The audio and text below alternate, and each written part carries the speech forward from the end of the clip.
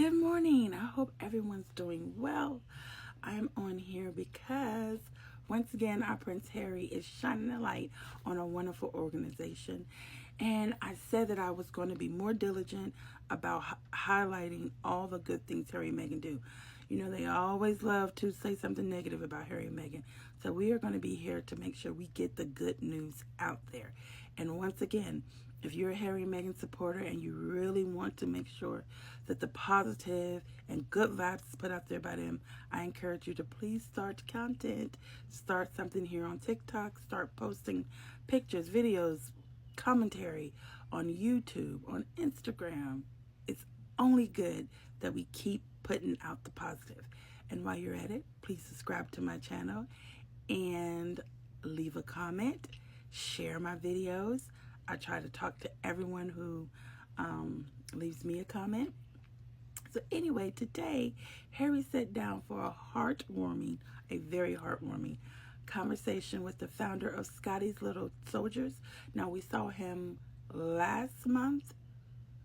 Yeah, we saw him in May, going there and being with the children and lighting up the room like he always does, our Prince Harry. But then he sat down for this wonderful chat, and I don't know about you, but I shed a tear.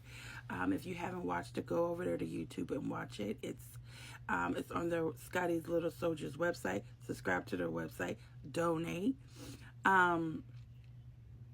It was so heartwarming just to hear them talk about the stages of grief, and then as a parent, and you know what, something I just thought about was so good to hear.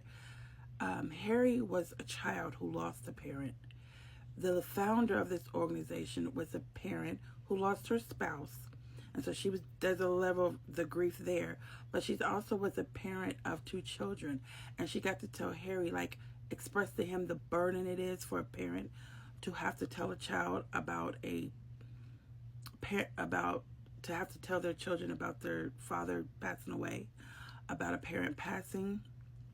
And I thought that was good for Harry to hear because Harry being a child, you know, it gives him more understanding of maybe what his dad went through, having to deliver that message to him. And if you read the book, you understand how that all went down. And I just want to say, after I posted a video after reading Harry's book, like a hot take, and it was the portion where it dealt with grief.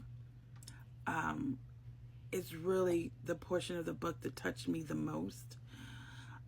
Having been someone I lost my twin brother at 21. It's been 20-something years. There's a lot of unanswered questions around his death. And I used to feel like, why am I still so sad? I would go through the ups and downs.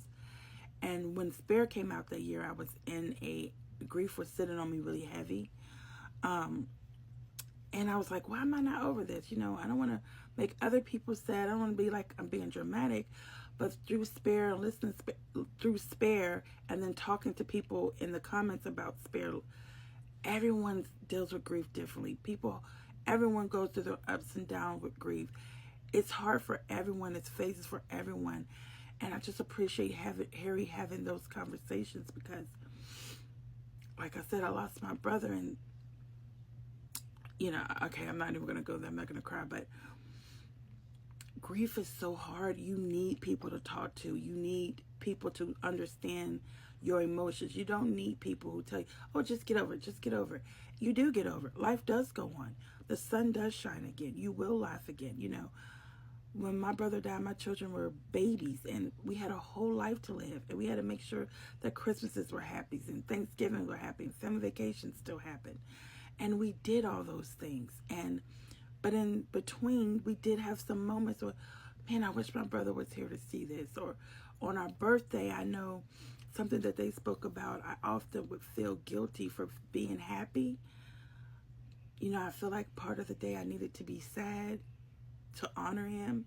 And that's something that they talk about, is that they felt like for a long time, like to show your loved one that you love them, that you try to grieve them really hard and long, but then you realize loving them is also living a happy, good life and full life, remembering them always, but moving on with your life.